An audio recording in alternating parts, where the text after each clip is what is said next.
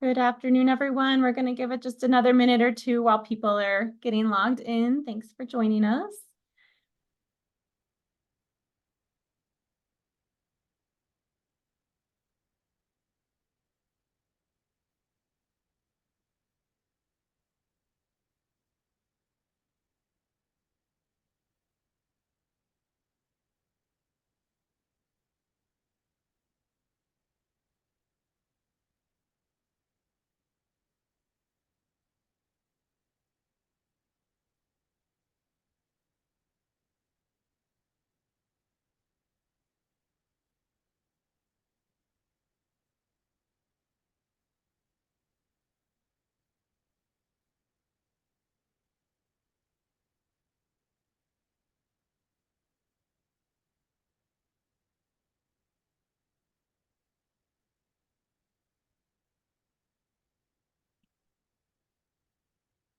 Give it just another minute for anyone who's joined us. Feel free to rename yourself with the three dots next to your name so that we can see what agency you're with or state or the acronyms for your association. We'd love to be able to see that. All right. And we have a lot to cover today, so I think I will go ahead and kick us off. Welcome, and thank you all for joining us for the first meeting of the TEFCA Public Health Community of Practice. This is being led by the Office of the National Coordinator for Health IT and the Centers for Disease Control and Prevention. My name is Liz Abbott. I'm a contractor with HLN Consulting, supporting the facilitation of the COP. Along here with me is Noam Arts, Osa Dahlberg-Schmidt, Lux Fatak, and ONC and CDC colleagues who are also on the call today. So I'm going to walk through a brief overview of what we're going to cover in our time together today before you hear from Rachel Abbey from ONC and Abby Weil from the CDC.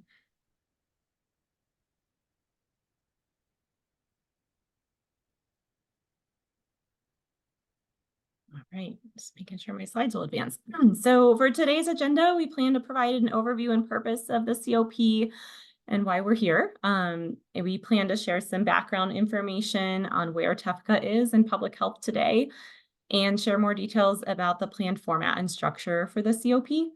And then we look forward to hearing from you all through some participant engagement. We have some time for Q&A following Rachel and Abby's presentations, as well as a couple of polling questions that will kind of help inform our future meetings.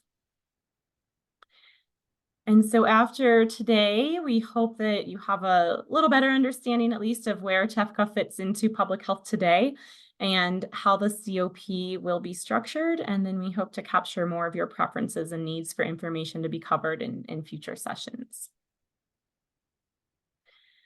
So a few housekeeping items. I already mentioned to some of you, feel free to rename yourself here on Zoom to include your agency, jurisdiction, or your association.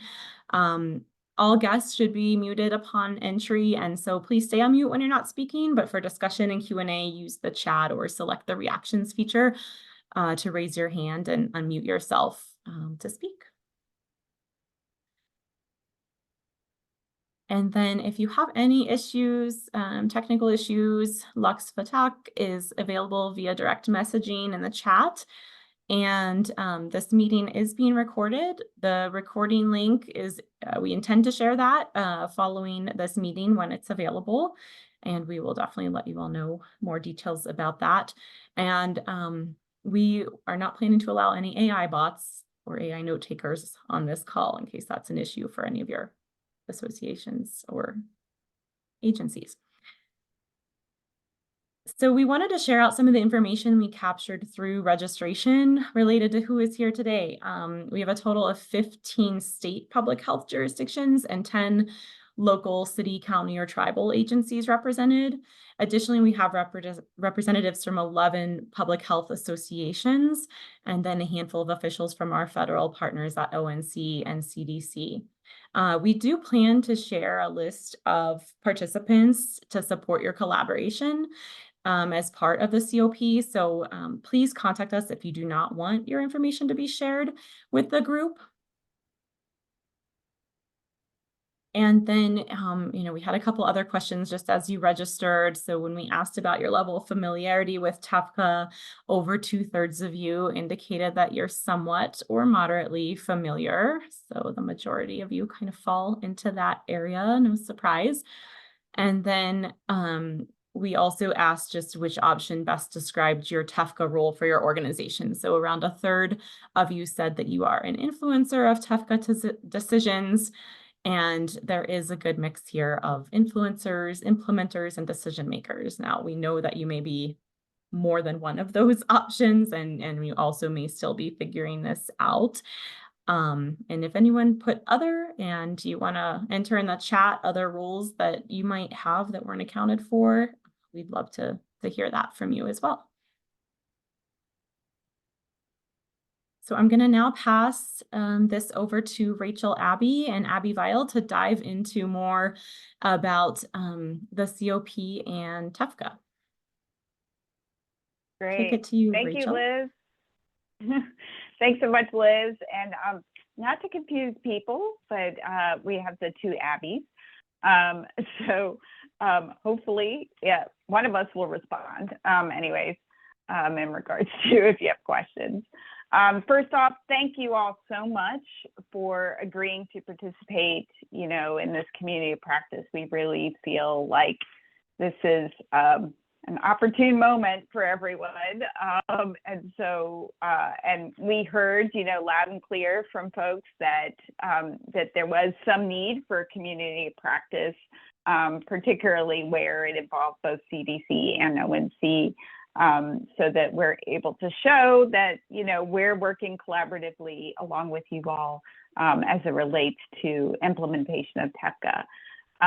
We also wanted to recognize that this is not the only place where groups are getting together and working on initiatives and activities related to TEFCA. But we hope that this can be the place to link all those efforts together. We know that ASTO and JFIT and CSTE have various, work groups around TEFCA.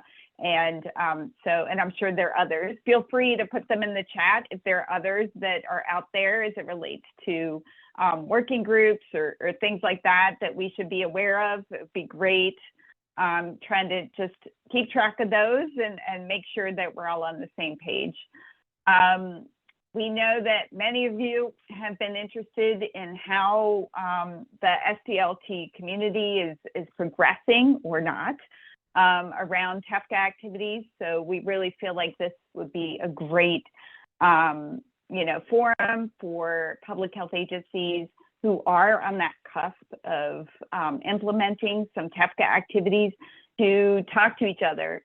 And learn from each other. And even if it's just like, hey, I'm thinking about TEFCA, what do I do?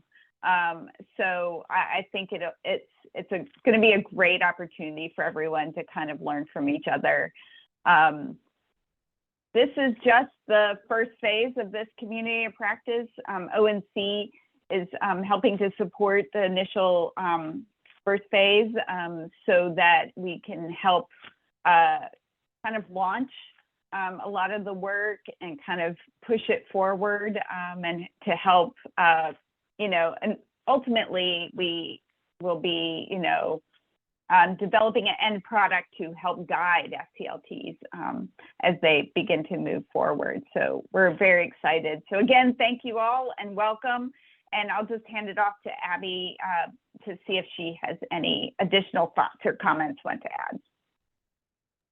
No, I think this is an exciting opportunity. We're hoping that this is a forum.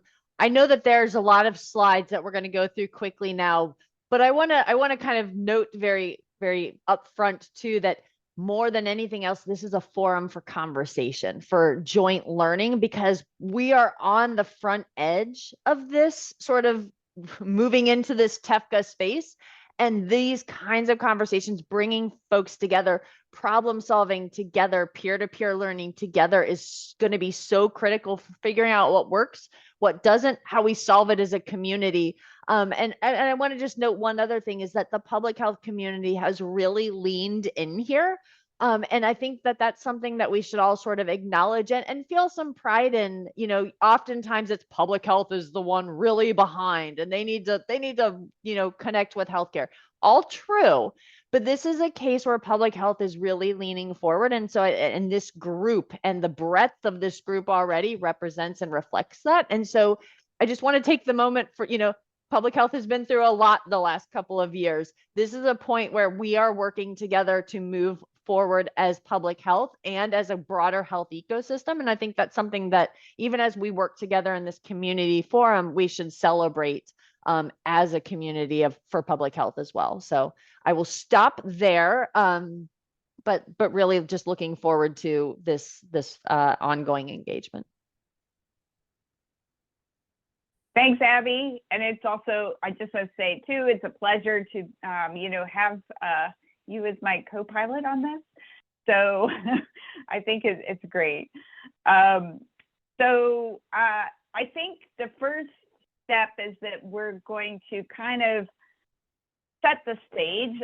We recognize that many of you have probably heard and seen many of this information before, but we wanted to make sure that everyone on the COP here, all the participants, have kind of a level setting as it relates to just the background and what the current status is as it relates to TEFCA and some of the TEFCA activities that we are helping to facilitate on the federal level.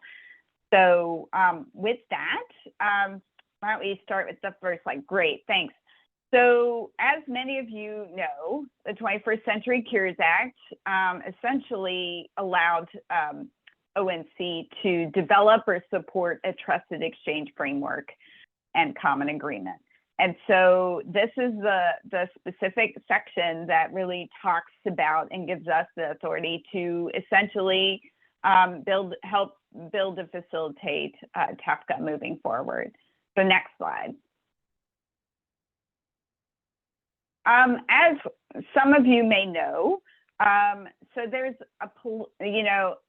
a wide number of what we have termed as national networks. You know, those national networks such as eHealth Exchange, such as Commonwealth, such as Care Equality, and they've been operating in the space for many years, along with health information exchanges and other EHR vendors. And so there's a proliferation of all of these various networks, and each one of them has their own sort of agreements in regards to, you know, being able to facilitate and exchange data. So what TEFCA is really trying to do is to help simplify those networks and to kind of bring them together under one kind of organizational umbrella as it relates to being able to share data across all these different networks without having to join each one of them in order to get access to this data. So next slide. So there are basic 3 goals to TEFCA. One is to establish the universal technical floor for nationwide interoperability. The second one is to simplify connectivity for organizations to securely exchange information to improve patient care, enhance the welfare of populations, and generate healthcare value. And then the third one, and I would say one of the most important,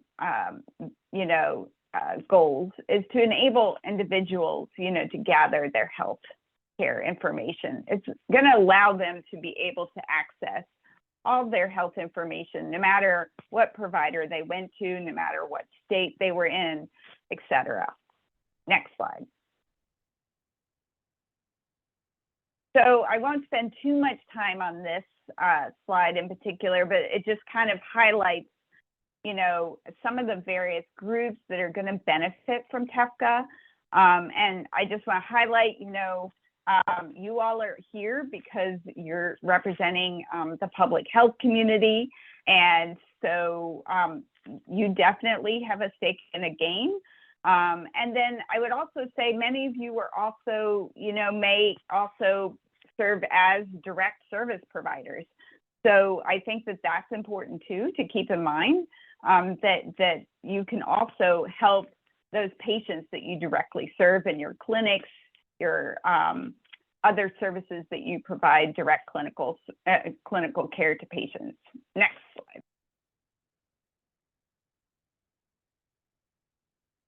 This is our typical like umbrella slide, as we call it, to kind of just be able to, at a high level, show what TEFCA is and what it looks like in sort of in a graphic. So you have ONC, which is working to define the overall policy and the government's requirements. You have the recognized coordinating entity, which is the Sequoia project, which kind of governs TEFCA as well as the QHINs and helps them onboard them. You also have the QHINs, which are the Qualified Health Information Networks. And those are the nodes that are underneath that really serve to exchange and facilitate the data, the sharing of patient data across all of ththese different networks. And then each of those QHINs, they all have like participants, and then underneath that, they have sub-participants. So it can be very like slow down-ish as it relates to understanding how TEFCA will work. Next slide, please. So I know many of you have been thinking and asking about like, well, where does the Public Health Authority, how would they be able to participate in TEFCA? So I mean, I think there's two main ways that public health agencies can participate. One is being a direct participant to a QHIN. And this is an example, and you'll see the Public Health Authority under there. And then I think like they could also be a sub-participant. So maybe there's a health information exchange in your state or jurisdiction. And so you may participate in that way. That may be another option. There might be an option in the sense that you might piggyback with a provider or some other organization that is working to access TEFCA in your community. So I think that there are various different ways, and we're happy to help you all like think through that. And perhaps that might be something we want to do a deeper dive in regards to this community of practice. Next slide, please. So these are the basic components of TEFCA. You have the trusted exchange framework. You have the common agreement that the QHINs sign with the RCE. You have each permitted purpose has a standard operating procedures. And so those are very important. You also have the QHIN technical framework, which really details out the technical specifications that need to be in place at the QHIN level. You have a whole QHIN onboarding process that the RCE oversees. Then there are specific metrics that we will begin collecting as it relates to the sharing of data and how that works. And then lastly, and not least important, but is the governing approach. You know, how can participants and sub-participants and QHINs all have a say in how TEFCA operates and works moving forward. Next slide, please. So this is a very text-heavy slide, but I just really wanted to showcase over here to the right that there are 6 different permitted purposes for exchanging data and using the TEFCA infrastructure. So these are the 6 permitted purposes: treatment, payment, healthcare operations, public health, of course, government benefits determination, individual access services. So next slide, please. And we are here, of course, to talk specifically about the public health exchange purpose. And so this is the specific definition that we use in TEFCA as it relates to that. So it's very broad, as you can see.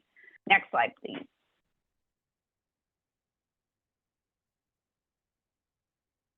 So there's several uses in regards to TEFCA. Actually, there's just two uses for TEFCA. And one is called query, which is what this is an example of as it relates to case investigation. Just an example. There are many, many other different examples for query, but just for the purposes of understanding that concept, this is why this graphic was developed. So you have a public health agency that submits a query to a QHIN and then that QHIN sends that query out to several different other QHINs, and then those QHINs then send the information or the request down to their participants and sub-participant level. It then flows back up and ultimately ends up back to the public health authority. So it can be for things such as maybe missing demographics, comorbidities, things that would help you all be able to do your job better and with more accurate data for you. So next slide, please. So the other purpose is exchange purposes is using message delivery. So that is what we have termed in, I guess, maybe other environments, not just public health, but public health always thinks of this as push. So it's essentially, you know, pushing the data to public health. Here's just an example with cancer reporting. And so, you know, the oncologist would send a cancer report through QHIN A, which would then send through QHIN B, which would then ultimately deliver it to the appropriate public health authority on the end part. So that's just a very high level example of what message delivery entails. So next slide, please. Just real quick, so the TEFCA evolution, this is a very high level, brief timeline. We're here at the star, at the end here at the moment. We just released the Common Agreement V2. And so that's the newest information that was recently released earlier this week. And so we're super excited about that. Otherwise, it just kind of explains to you how we got to the place we are today. Next slide, please. Again, this is just where we are specifically to the public health purpose. And so we are at the end here. We're in April of 2024. As I said, the Common Agreement V2 was released, and then we are still working with the RCE along with you, kind of incorporating the comments that we received from you all during the feedback on the draft of the public health SOP. So hopefully we'll have that released very soon as well. Next slide, please. Last slide. So these are just some resources that I encourage you all to take a look at and to begin reading through. I think that they will, one, help you understand all these different terms, things like that. I know it's a lot, but I think it's really important. Some of it gets really, really detailed, but I do think that in particular, I would read the Common Agreement cover to cover. It's not too long, but I think it's really important that, especially that you all understand the participant and sub-participant terms of participation, or TOP, because that is what agreement that you all are going to have to sign at some level as it relates to participation in TEFCA. So with that, I think that's my last slide.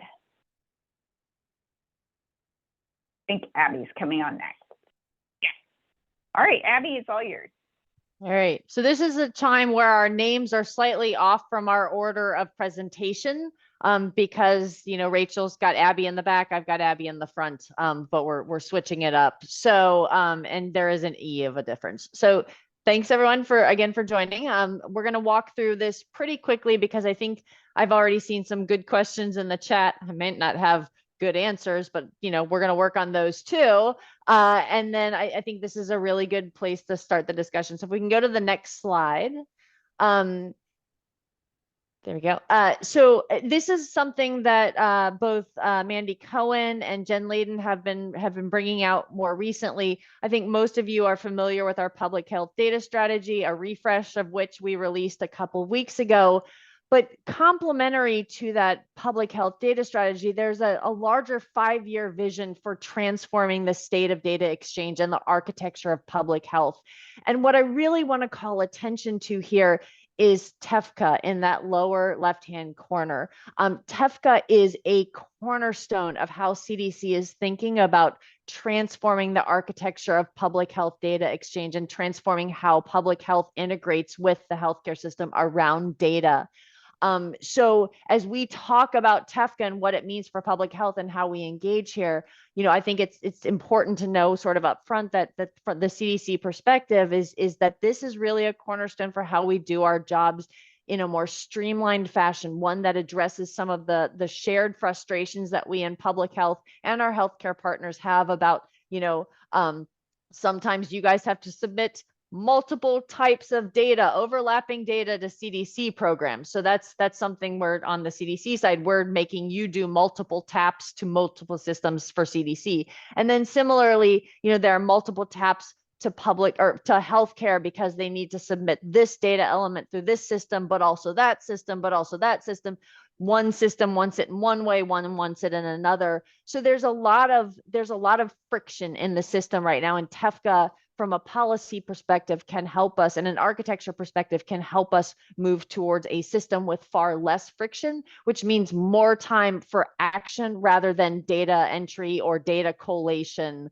And that really is what all of us got into public health for. It's not to be system IT folks, it's to do things that improve public and individual health. So Rachel, if we can go to the next slide, Rachel mentioned briefly, TEFCA is not just for public health, and it has a lot of benefits. However, there are some that we see as being particularly attractive for the public health community. And that includes, again, as I noted, reducing the cost and complexity of connecting, shortening the time between identifying the data we need and getting the data we need, both in terms of finding out where to go for that information and the timeliness of its delivery. And supporting more comprehensive information collection. So data is fragmented. It takes a lot to pull that together, and we really need that complete picture, not the fragmentation, in order to take effective action. So TEFCA can help us address all of these challenges. I do not want to say it is, a panacea, but again, it is a foundation. It is a cornerstone of that foundation that we are building to address these sort of challenges. So if we can go to the next slide, Rachel walked through, and I'm going to next slide again. I'm going to talk through these quickly because I think Rachel did a really good job of talking through the push and the pull model. And many of you at this point have been contacted by CDC and ONC saying, hey, TEFCA is live. We want to spin up some pilots. We need to figure out what this means. Like, we have a lot of ideas about what TEFCA can mean and the value it can deliver. In theory, we need to start putting these to test so that we can refine it. We need policy to be informed by practice, which means we need to start the practice and then have a mechanism to have practice inform policy moving forward. And so that's what we are starting to do with some of our pilots. And in terms of those pilots, one of the first ones that we are focusing on is case reporting. And why? Because ECR, better, more complete ECR is going to help us with, investigating cases, detecting outbreaks, identifying exposures. It's going to allow us basically to do public health better. And we have, we've made a lot of strides in terms of improving healthcare's delivery of electronic case reports to public health, but especially during COVID, but it's a pretty narrow number of cases and there's still a lot more to go. So we want to pressure test using TEFCA to start helping us address the gap between where we are in terms of participation in electronic case reporting and the sort of participation in that system and where we need to be in order to detect cases, respond quickly and effectively. So this, to Rachel's point, is our push test case or pilot, our first pilot case around push. And then we are complementing it with, next slide, what might be more of the pull model. And a lot of folks kind of have mentioned this frequently. Case reporters, they get that initial case report and it's missing a lot of information, and you need to go to this provider for this piece, but oh, that patient was only there for like 6 months or 12 months, but I'm looking at something like HIV and I need much longer history. And I see a hand. I am going to hold on that piece. I think we said we would say questions at the end. So I'm going to ask if you can hold your question, Charles, until the end, unless it is a clarifying piece here, in which case I will ask you to say it quickly. Is it a clarifying piece or is it a question that we can hold to the end? I'm going to go with it. Feel free to, we can hold, we're going to have Q&A and then a little more content after that. So it's just sorry about that. Inadvertent hand raising. Okay, well, it happens to me all the time. So you just gave us a little bit of comic relief, stopped my spiel, which is probably always good. And so now we will go back into that spiel. But the bottom line is that case report triggers a lot of actions. Those actions can be very time intensive and resource intensive. And again, that all of that resource intensity just stops or creates a boundary between what we want to do with that report, which is use it for action.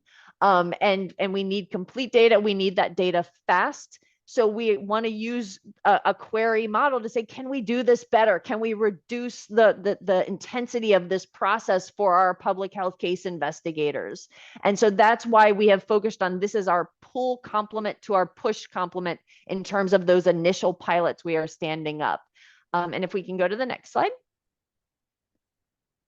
This is just another example. This is not in our initial pilots, but it's another place where there's a lot of opportunity. We've got a lot of data flowing through the system. If we can reduce the friction of that data and improve the flow, both in terms of the timeliness and the number of entities that are participating, so the completeness of that universe, we will make a lot of traction. And so this is another model for what a use case we can and should be looking at. And then if we can go to the next slide, just in our conversations with all of you over the last couple of months, we have surfaced no end of opportunities. As someone who came from NCHH-STP, so the National Center for HIV, Viral Hepatitis, STD, and TB Prevention, I was particularly pleased to see all of the examples of HIV, hepatitis C, and syphilis, because especially for these more longitudinal infectious diseases, and this goes for chronic disease as well, where you are trying to take action and thinking about needing to assemble a record that spans years. These are some opportunities here that are really powerful in terms of, again, helping us, move forward on public health priorities, like getting people who are living with HIV into care, making sure that they are virally suppressed, having those data available so that we can do really practical things that matter for the individual as well as for the population, and public health are really important. And so that's, again, I'm not going to I don't want to oversell TEFCA as a panacea, but it is that cornerstone that I think can make our jobs better if we really all lean in to figure out where do we have opportunities to strengthen and where can we use this, and again, practice the policy is my overarching message. So next slide. We have 4 pilots that I believe we are on track to go live July 1st. And I'm hoping most, if not all of them, are represented here. Certainly I see Chris from Washington. But you can see that we have Washington that's going to pilot ECR through Ames. We also have Alaska, Maryland, and Fairfax County that are working with CRISP, which I also think is on this community of practice, to do some query work through their portal. And as you can see, we are talking to lots of you. And we have many more conversations to go. I will say, we've thrown the net wide. We do have, a lot more that we can do in this space. And so we are excited about where these conversations are going, again, because these pilots can help lead the evolution of our approaches here. But pilots alone, they're going to help us with practice. They're going to help us with policy. But a bunch of CDC pilots should help inform the scale factor. They are not necessarily the way to scale themselves. And so in addition to the pilots that we are setting up, which we see as part of our strategy for informing and expanding and sort of creating the success for TEFCA, we also have our implementation centers, which I think was already referenced at least once in the chat, because our implementation centers are another pillar of our strategy for moving the community forward with TEFCA, and they are really the glide path to scale. So I'm not going to say a ton, but a couple of words if we can go to the next slide. Our implementation centers, the names of which I believe will be announced within the next couple of weeks. So that's a little bit of a tease there. But it is an effort that we funded through our public health infrastructure grant. We have funded 3 national partners indicated here, ASTO, NNPHI, and FAB. I believe we have representatives from all of them here as well. They've received $255 million to stand up these implementation centers. And these implementation centers really reflect, are looking at where have there been good models to help infrastructure modernization around data in the past. RCEs, healthcare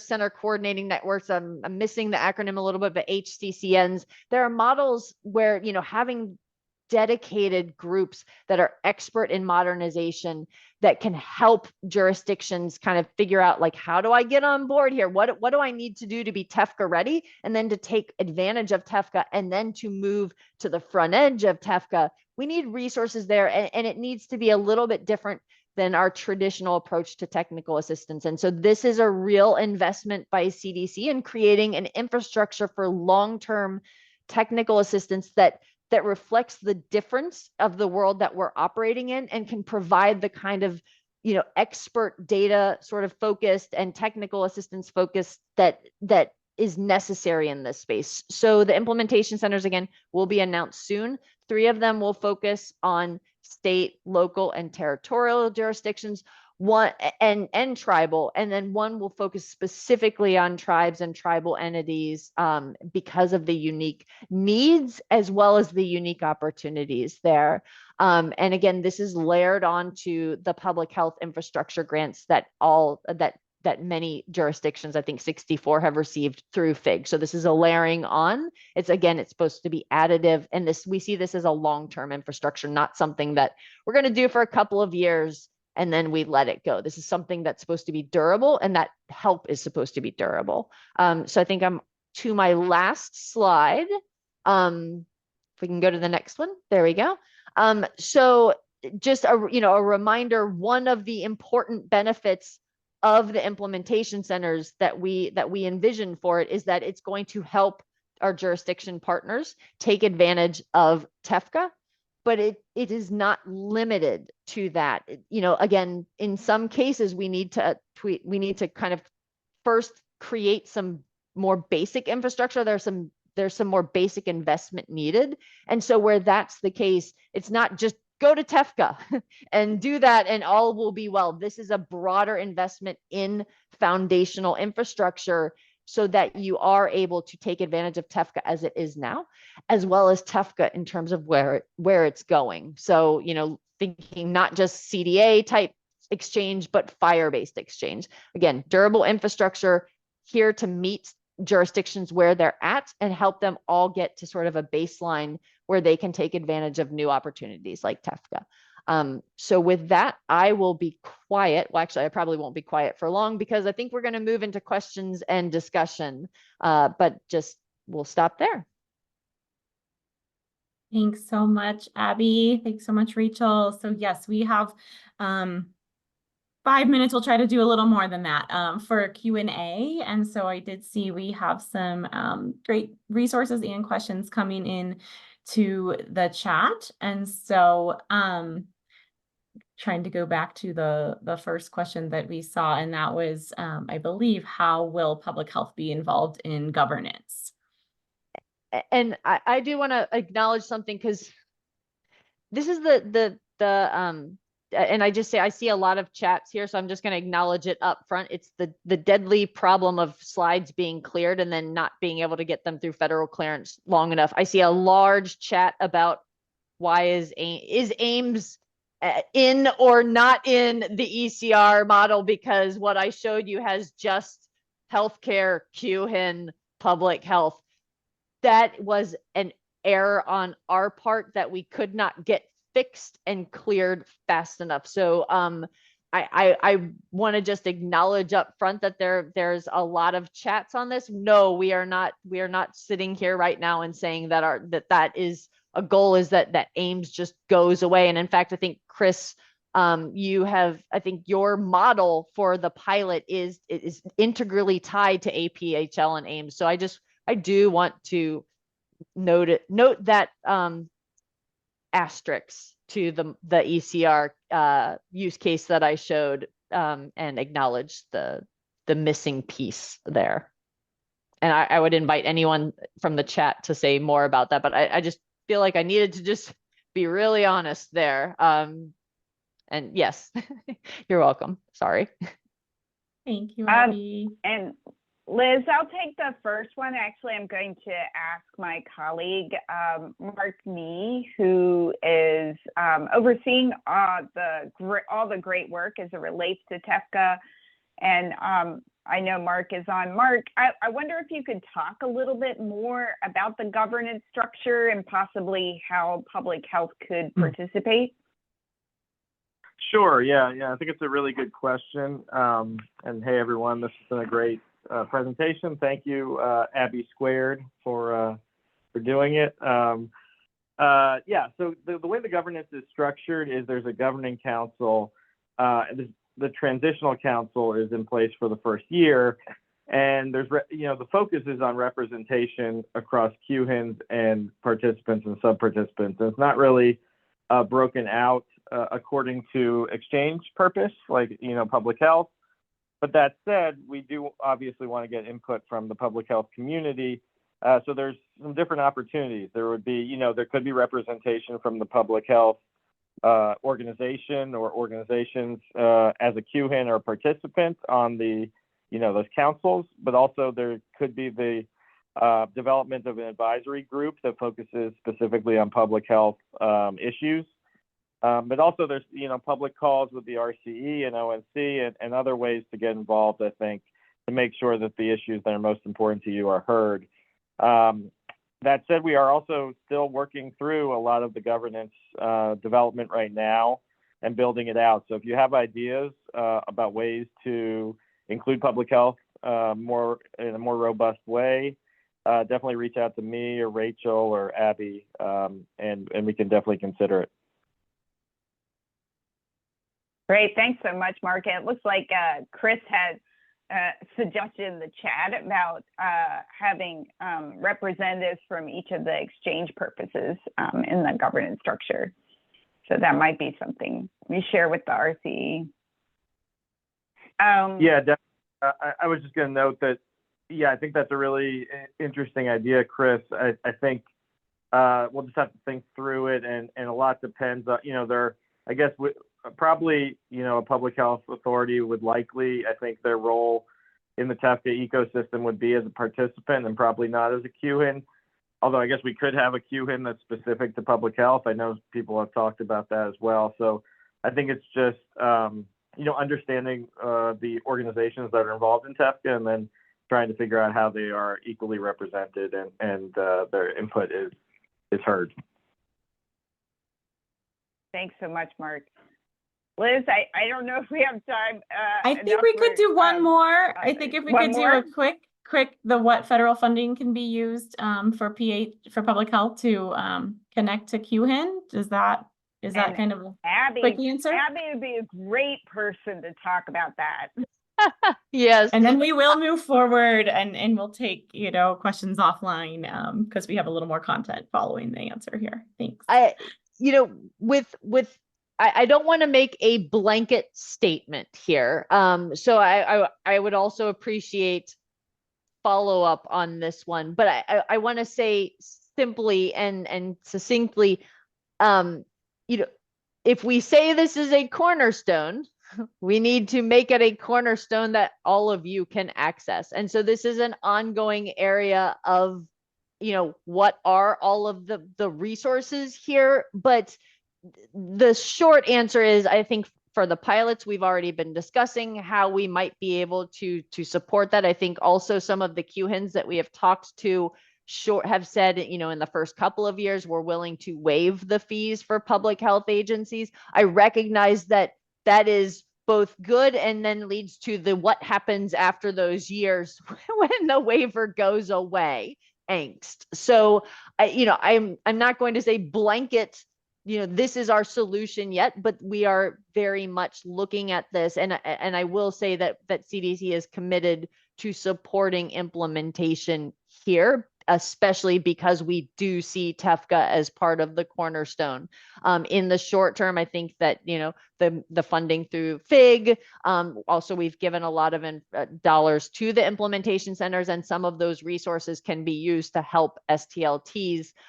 So I don't want to get too far over my skis, and I would invite more specific questions. Also, I think this is one of the things that we are working on internally to come out with that kind of information, because this is definitely, yes, that's the Chris, that's the sustainability question. So we are definitely looking at that. But the bottom line is, we do not want to lead you to a path where you get really, really tied to something that is valuable and then the rug goes away. This is something that, again, cornerstones mean they need to have ground under them. And that is what we are looking at, is how do we build that ground to support your in turn building on top of TEFCA. So I'm it's sort of a half answer, but it is one that there is going to be more coming around, and surfacing the concerns through this community is really important. And yes, I do recognize that it's nice when we say, well, we'll waive the fees, but then when the bill comes due and we've gotten past that period, what does that mean? Thank you, Abby. And as she alluded to, we're going to be asking you about topics for future calls. So that's definitely opportunity for a future call to have more on that. I do see, I think, another question in the chat from Jennifer. If anyone has an answer, feel free to respond to that in the chat, or we can follow up after this meeting, because we do have a little more to cover. I'm going to try to run through the rest of our content, including a couple polls, so that you can kind of share more of what you want to see at our upcoming meetings. So in terms of the COP format, we've stated a few things throughout this today. But we just wanted to provide some additional information for you all. We realize many of you may have questions about what your role in COP participation means. And so we have development of a charter is underway. We have a draft of that we're working on, and we plan to circulate that with you along with a feedback form in case there's any questions that remain or items that you feel are missing. And so the charter will address things like the purpose, the activities and expectations of members, member composition, leadership and decision-making, as well as, kind of the frequency of meetings, your time commitment, and the duration of the COP. Rachel did state early on that, this is kind of phase one. And so this, there's a transition plan being developed of what happens after August.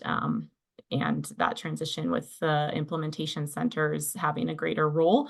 And so we will share out more details on all of this, but feel free to reach out if you do have any questions in the meantime.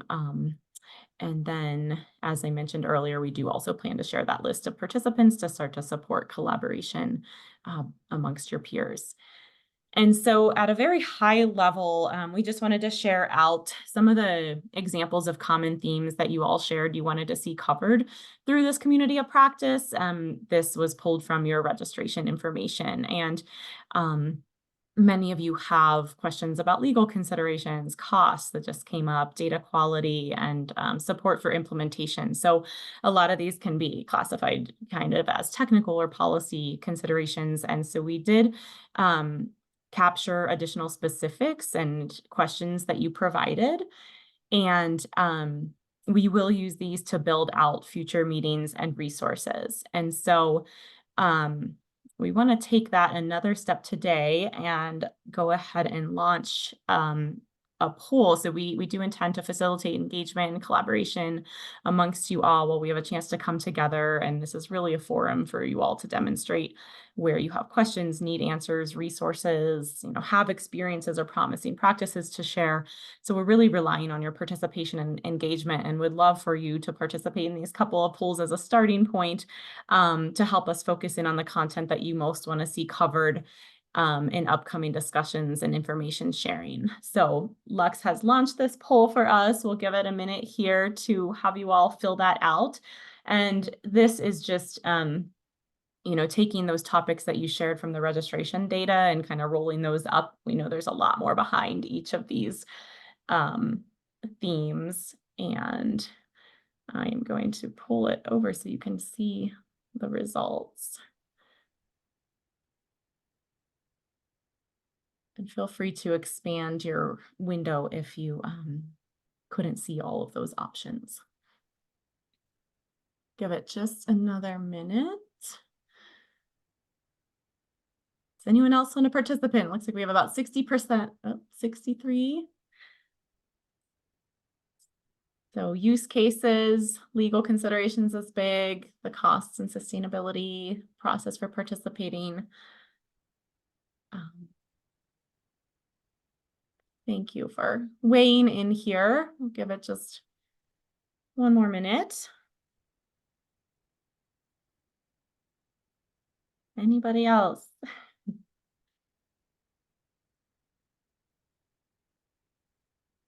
All right, looks like we're stalling out, so we'll take this with us as we go into planning our future meetings. And here you can see what tops the list with a tie there for public health use cases and legal considerations at the top, and then followed by how to participate and that cost and sustainability, so funding. We have one other pool, and so I think we have time. Lux, can you go ahead and launch that? And this is,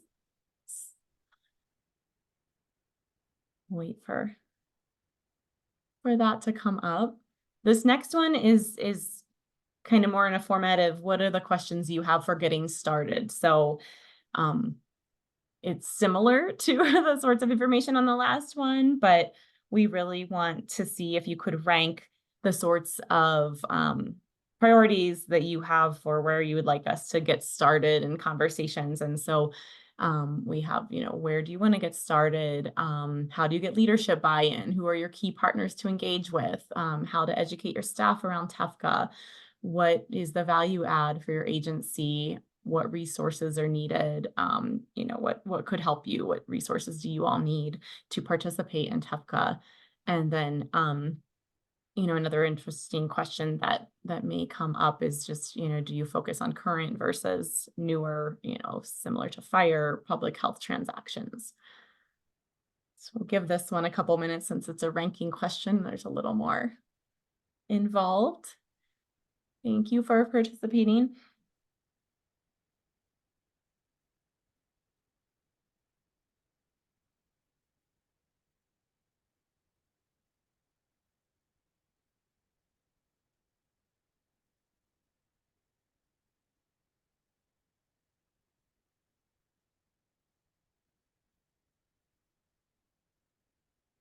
Give it just another minute.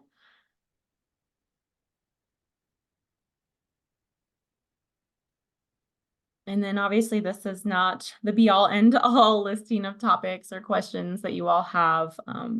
Again, we are capturing those and we'll use it to inform these future meetings. If you have other questions that aren't included here, feel free to put them in the chat or send them our way following the meeting. I think we're slowing. Anybody else want to weigh in? Got about half of those of you who are left. Okay, for the sake of time, we'll go with this. And there are more opportunities. There's a post-meeting evaluation that's about to be posted in the chat. So there's another opportunity there to weigh in. And so we'll capture this, but people are looking for resources to participate and how to get started. I think an obvious starting point. So there you can see those results. All right, Lux, I think we can close out of the poll and then I'll pull the slides back up. So we just want to share a few additional next steps. These are the dates for our upcoming COP meetings through August. We do plan to automatically register those of you on the call today, and you will receive Zoom calendar invitations to hold these times for each of these next 4 meetings. So a little bit different than the registration process we used for today. And we do plan to map out content and topics based on, kind of the polls that you just shared or participated in, and using the post-meeting evaluation and what you've already shared with us through the chat and discussion here today. So it looks like Lux has posted our evaluation in the chat. And so this really does give you that additional opportunity to provide input. And one of the things that we've included in there is to be able to share whether your agency or jurisdiction has any experience or lessons related to any of the TEFCA topics that the COP is interested in, so that you could potentially share that as part of a future meeting or presentation. We would really love to kind of share what's going on in your world with others.